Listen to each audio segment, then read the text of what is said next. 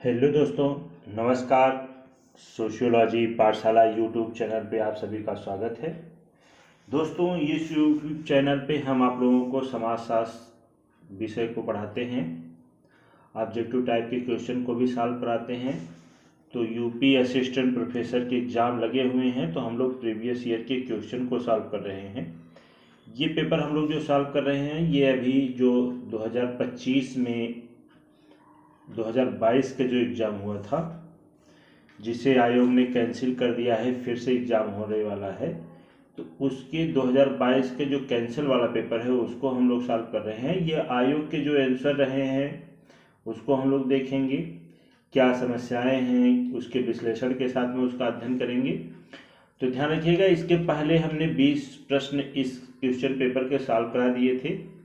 ये दूसरा क्लास है इस प्रैक्टिस सेट का, और इसमें भी हम लोग 20 क्वेश्चन को सॉल्व करेंगे, और आने वाले समय में अगली वीडियो में हम 30 क्वेश्चन को सॉल्व करेंगे। तो कुल 70 क्वेश्चन सॉल्व हो जाएंगे, जो सोशियोलॉजी से 70 प्रश्न ही पूछे जाते हैं। तो वीडियो अच्छी लगे दोस्तों तो लाइक करें, चैनल पे पहली बार आए हैं तो सब्सक्राइब जरूर करो। आइए पहला प्रश्न देखते हैं क्या है।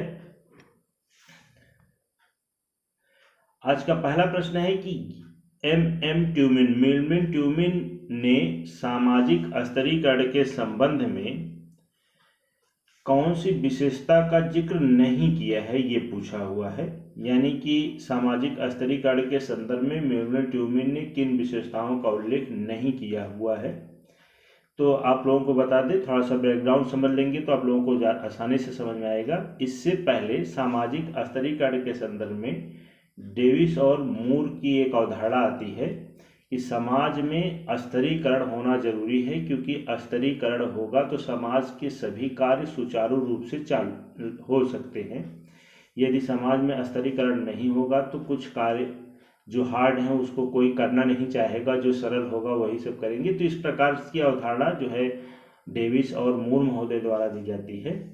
तो मेलविन ट्यूबिन महोदय ने इनका क्या करते हैं, खंडन करते हैं, और स्तरीकरण का प्रतिष्ठात्मक सिद्धांत, ये भी कई बार परीक्षाओं में पूछा हो दोस्तों कि सामाजिक स्तरीकरण का प्रतिष्ठात्मक सिद्धांत किसने दिया है, तो ट्यूबिन महोदय ने, कि स्तरीकरण प्रतिष्ठा के लिए जरूरी है, कि प्रतिष्ठा से जुड़ी होती है, इसलिए समाज में स्तरीकरण होना चाहिए।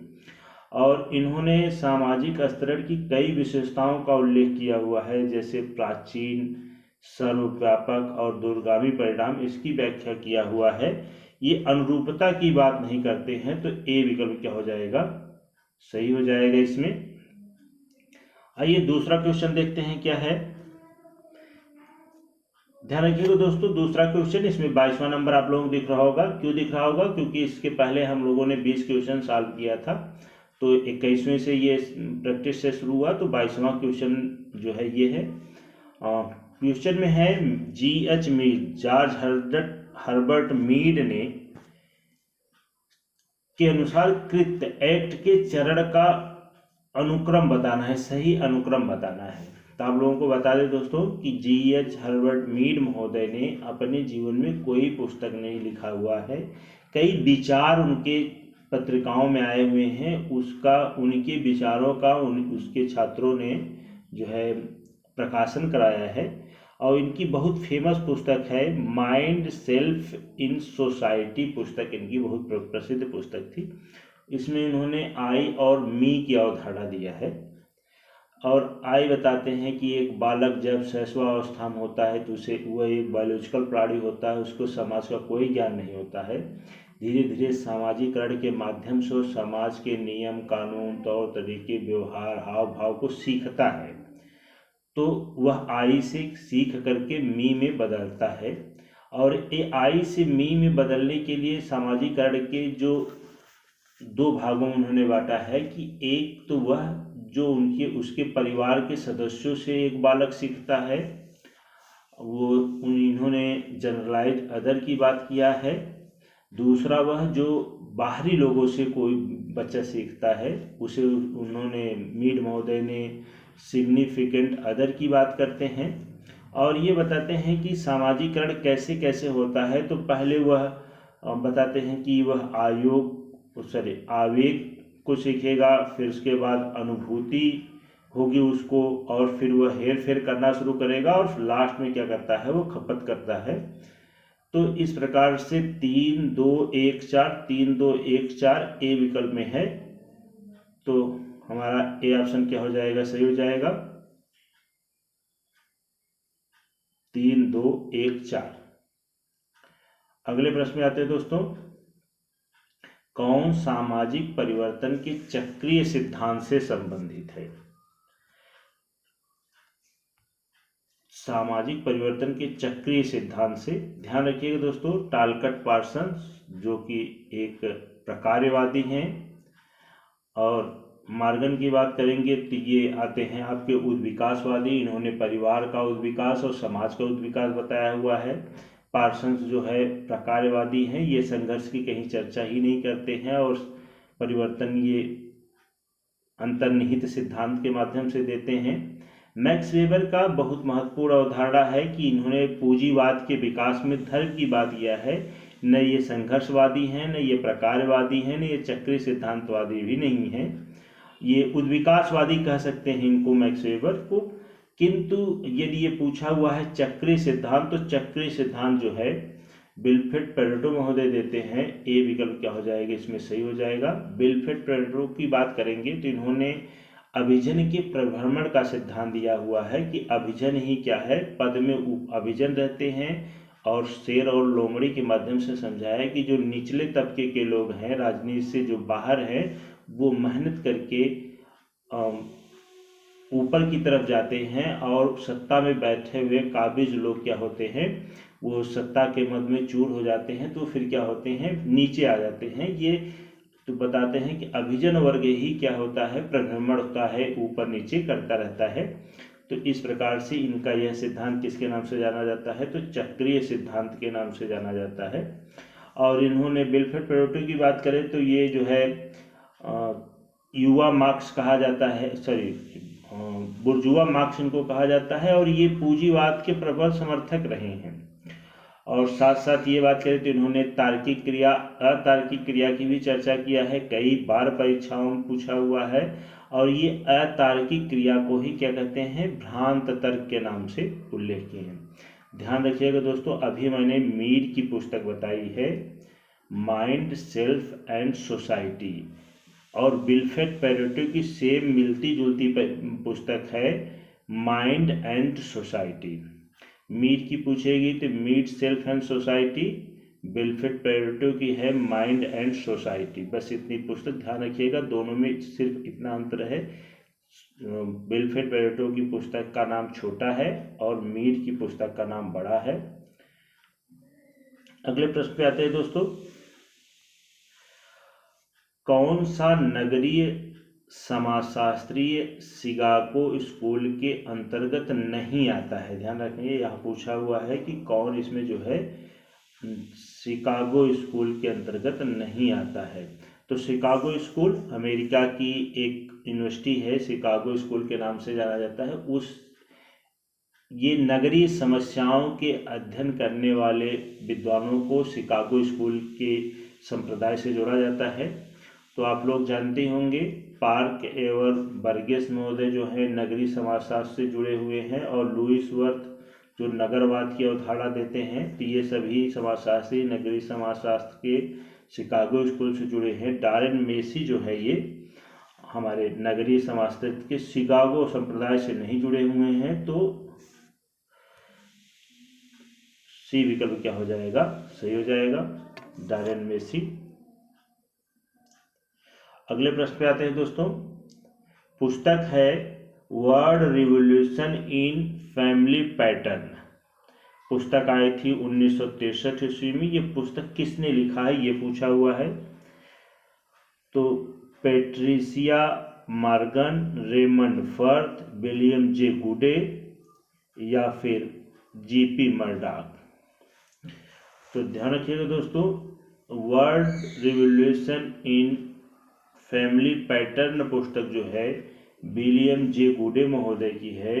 तो सी विकल्प क्या हो जाएगा, सही हो जाएगा। अगले प्रश्न पे आते हैं, 26वां प्रश्न है, विज्ञान अवलोकन से प्रारंभ होता है और इसे अपनी अंतिम सत्यता के लिए पुनः अवलोकन पर वापस आना पड़ता है।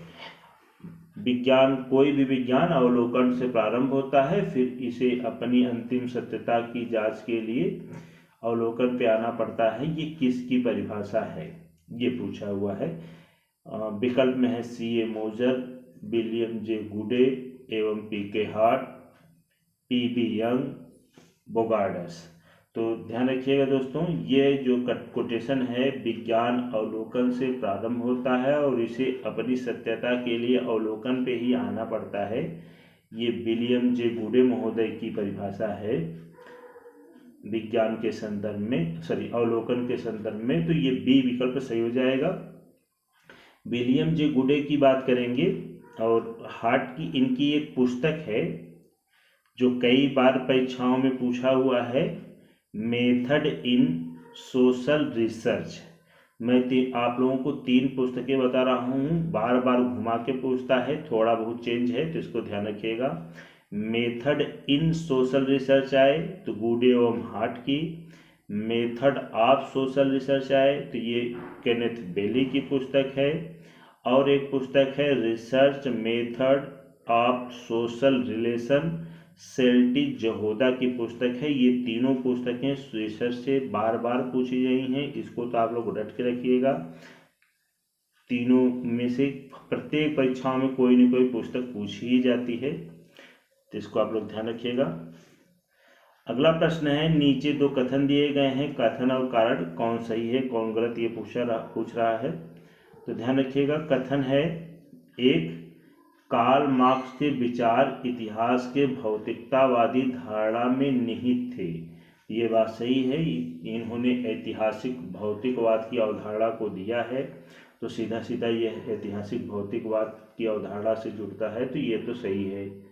दूसरा कथन कह रहा है कि कार्ल मार्क्स के अनुसार मनुष्य के विचार सामाजिक परिवर्तन का मुख्य स्रोत है, यानी कि विचारों में परिवर्तन आता है तो सामाजिक परिवर्तन होता है।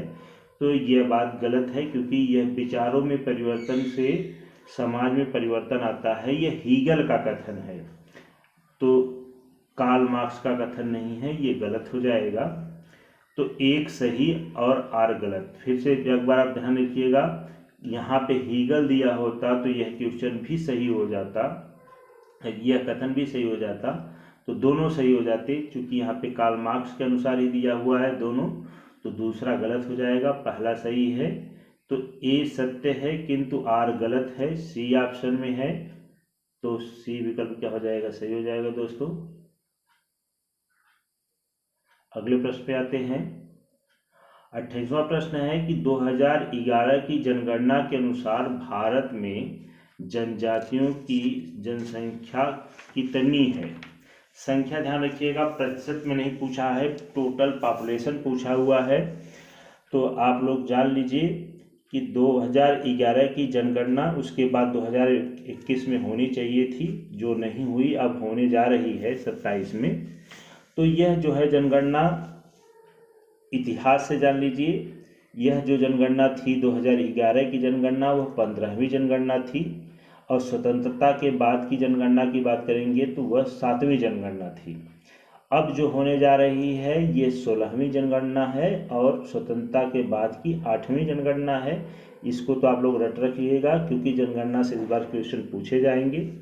दूसरी चीज ये पूछा हुआ है, जनजातियों की जनसंख्या कितनी थी। यदि ये प्रतिशत में पूछता तो 8.5 यानी 8.5% जनसंख्या, टोटल पॉपुलेशन की 8.5% जनसंख्या जो है जनजातियों की है। और टोटल पॉपुलेशन पूछा हुआ है, तो यह टोटल पॉपुलेशन जो है 104.5 मिलियन इसकी जनसंख्या जो है जनजातियों की रही है, तो इसको भी आप लोग ध्यान रखिएगा। और दूसरी चीज ध्यान रखिएगा, ये क्वेश्चन और पूछा जाता है जनजातियों से कि सबसे ज़्यादा जनसंख्या कहाँ पाई जाती है जनजातियों की। तो सबसे ज़्यादा जनसंख्या जो है ये मध्य प्रदेश में पाई जाती है। यदि प्रतिशत में पूछेगा तो ध्यान रखिएगा, प्रतिशत में सबसे ज़्यादा जनसंख्या पाई जाती है मिजोरम में, जो कि 94 और 93-94 के आसपास है। और उसके बाद सबसे बड़ी जनसंख्या पूछेगा तो आप इतना ध्यान रखिएगा, बड़ी जनसंख्या पहले तो गोंड हुआ करती थी, किंतु 2011 की जनगणना के अनुसार भील सबसे बड़ी जनसंख्या है। उसके बाद दूसरे नंबर पे आती है गोंड, उसके बाद तीसरे नंबर पे आती है संथाल जाति। हो सकता है ये क्रम में कभी लगाने के लिए पूछ दिया जाए, जिसको आप लोग याद रखिएगा। सबसे बड़ी जनसंख्या जनजातियों की जनसंख्या भील, दूसरे में गोंड और तीसरे पे संथाल जनजाति पाई जाती है। अगले प्रश्न पे आते हैं दोस्तों।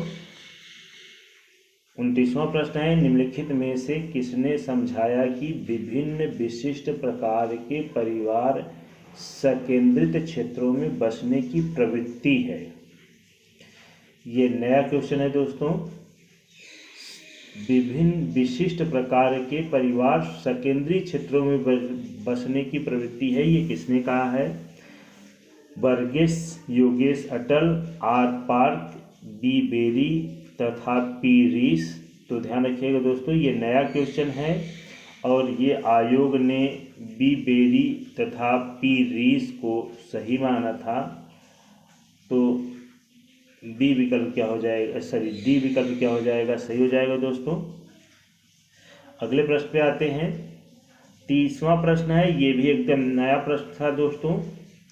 कू क्लस क्लान एक उदाहरण है, किसका उदाहरण है? कू क्लस क्लान किसका उदाहरण है?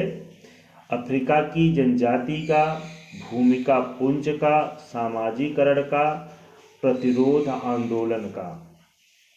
तो भूमिका पुंज आप लोग जानते होंगे, जब एक व्यक्ति की कई भूमिकाओं का जो मेल होता है तो उसे हम भूमिका पुंज के नाम से जानते हैं। सामाजिकरण प्रक्रिया है जिसके माध्यम से हम समाज के नियम, कानून, व्यवहार, तौर तरीकों को सीखते हैं, वो सामाजिकरण कहा जाता है। तो यहाँ पूछा है क्लू क्लस क्लान, एकदम नई उदाहरण दिया हुआ है दोस्तों।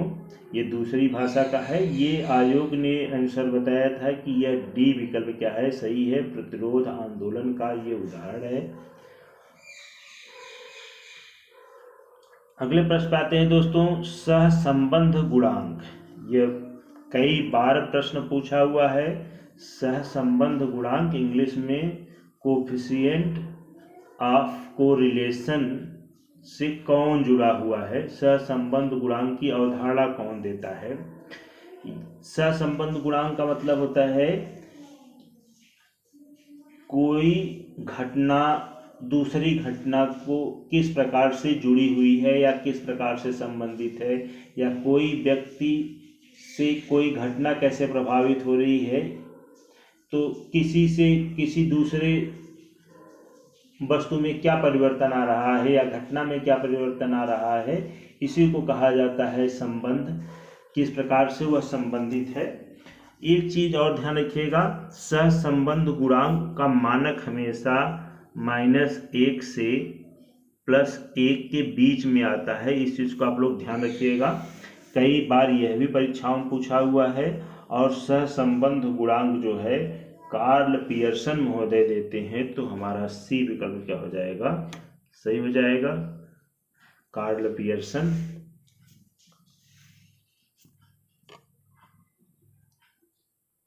अगले प्रश्न पे आते हैं दोस्तों। 32वां प्रश्न है, किस विद्वान ने आधुनिक जनसंचार को अति वास्तविकता, modern mass media with hyper reality.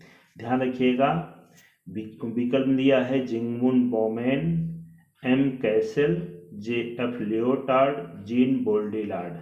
तो एक ही विद्वान है जिन्होंने आधुनिकता की बात, मॉडर्न और आधुनिक समाज को मास मीडिया समाज, हाइपर रियलिटी समाज या मीडिया समाज के नाम से जोड़ा हुआ है।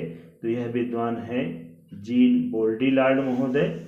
तो डी विकल्प क्या हो जाएगा, सही हो जाएगा। और इन्होंने आधुनिक समाज को हाइपर रियलिटी वाला समाज, अति यथार्थता वाला समाज कहा हुआ है। उसके बाद इन्होंने आधुनिक समाज को जनसंचार का समाज, मीडिया का समाज आदि कई नामों से संबोधित किया हुआ है। तो डी विकल्प क्या हो जाएगा, सही हो जाएगा। अगले प्रश्न पे आते हैं। मैच द कॉलम है दोस्तों,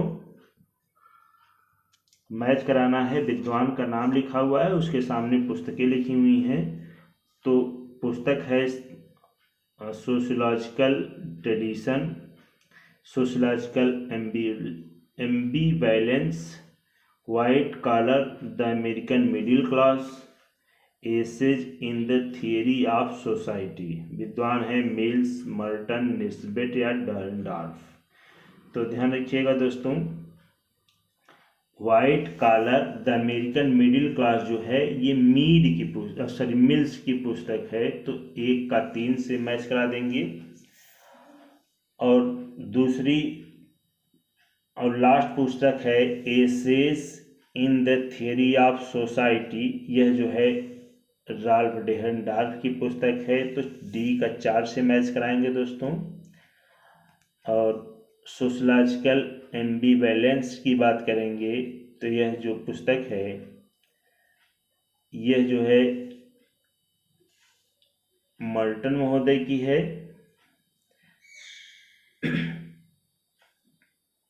और एक ही पुस्तक बोलते हैं सोशलॉजिकल ट्रेडिशन, ये निस्बिट महोदय की पुस्तक है। सी का 1 का 3, बी का 2, सी का 1 और डी का 4। तो इसमें डी विकल्प में है, डी विकल्प से हो जाएगा दोस्तों। अगले प्रश्न पे आते हैं। किसने the logic of scientific discovery, एक पुस्तक है दोस्तों, नई पुस्तक है। The logic of scientific discovery, यह पुस्तक किसने लिखी हुई है? यह पुस्तक जो है 1934 ईस्वी में आई थी। सन भी यहाँ लिखा हुआ है। विद्वान है Karl Pearson, Karl Marx, Karl Popper, Karl Polanyi. तो यह पुस्तक जो the logic of scientific discovery, यह पुस्तक कार्ल पार्पर महोदय की है। तो सी विकल्प क्या हो जाएगा, सही हो जाएगा। अगले प्रश्न आते हैं दोस्तों। ये कथन और तर्क दिया हुआ है। कथन है कि संपूर्ण दक्षिण भारत मातृवंशी नहीं है। तो ये बात सही है कि संपूर्ण दक्षिण भारत के जो परिवार हैं वो मातृवंशी परिवार नहीं है। ये सही है क्योंकि वहाँ पे दक्षिण भारत में पितृवंशी समाज भी देखने को मिलते हैं। दूसरा है नंबूदरियों का संयुक्त परिवार और नायरों का संयुक्त परिवार समरूप है, यानी नंबूदरियों में जो संयुक्त परिवार पाया जाता है और नायरों का संयुक्त परिवार दोनों एक है। यह बात गलत है क्योंकि नायरों में जो संयुक्त परिवार होता है वो मातृसत्तात्मक होता है, जबकि नंबूदरियों में जो संयुक्त परिवार पाया जाता है वो पितृ प्रधान होता है। तो यह तर्क जो है गलत है, मतलब एक सही आर गलत है। ए सही आर गलत, यानी सी विकल्प क्या हो जाएगा, सही हो जाएगा।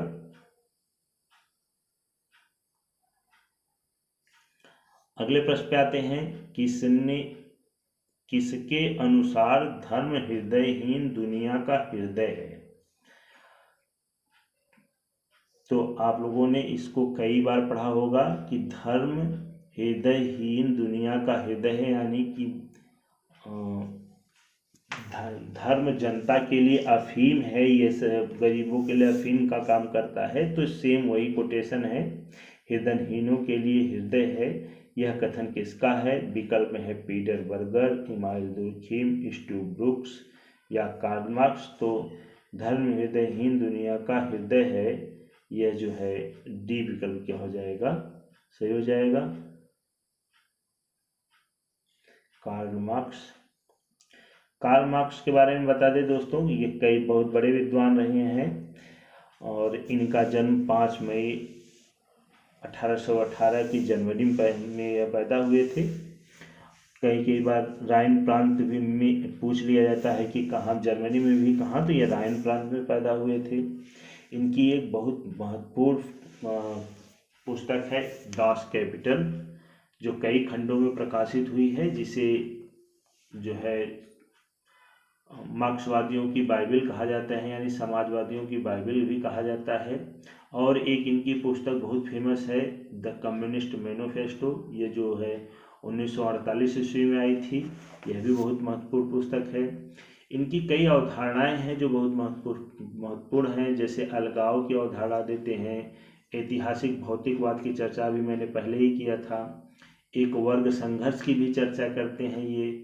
एक इनका बहुत फेमस है वर्ग स्वयं में वर्ग और स्वयं में वर्ग।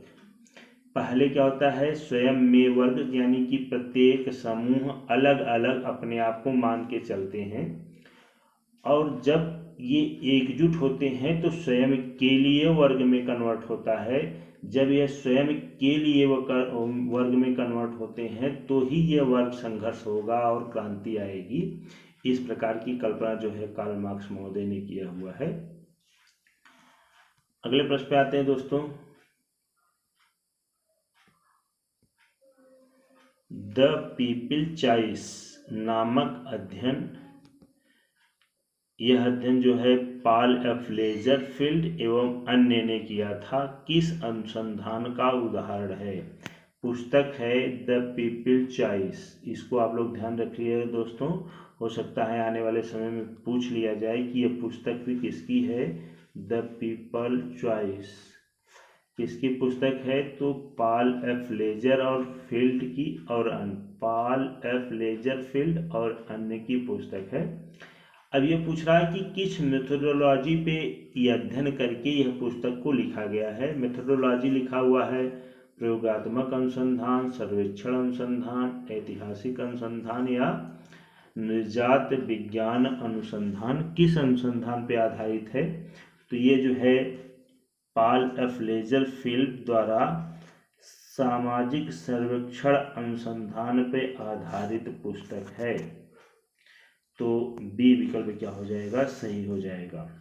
सामाजिक सर्वेक्षण क्या होता है दोस्तों? तो आप लोगों को बता दें कि जब लोगों के एक समूह द्वारा प्रश्न पूछ करके जो निष्कर्ष निकाले जाते हैं, जैसे डेटा तैयार किया जाता है, विचार और मत को जानने का प्रयास किया जाता है, लोगों का समूह से कोई विचार हम अपने शोध के लिए जब प्रयुक्त करते हैं तो इस प्रकार के शोध को हम सर्वेक्षण अनुसंधान के नाम से जानते हैं। सर्वेक्षण अनुसंधान कई विधियों से लिया जाता है, जैसे फ़ोन के माध्यम से या ईमेल के माध्यम से, इंटरनेट के माध्यम से सर्वेक्षण अनुसंधान किए जाते हैं।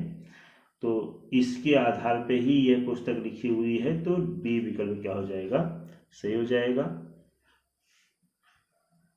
अगला प्रश्न है दोस्तों, वीडियो अच्छी लगी हो तो लाइक करें, चैनल पर पहली बार आए हो तो सब्सक्राइब जरूर करें। 38वां प्रश्न है दोस्तों, निम्नलिखित में से किसने द कमिंग ऑफ देवी, एक पुस्तक है the coming of Devi Adivasi assertion in western India, यह पुस्तक किसने लिखी है? ये पूछ रहा है। डेविड हार्डीमैन, डेनियल लर्नर, गर्डा लर्नर, के गफ। तो यह पुस्तक जो है द कमिंग ऑफ देवी, यह पुस्तक जो है डेविड हार्डीमैन की है। तो ए विकल्प सही हो जाता है।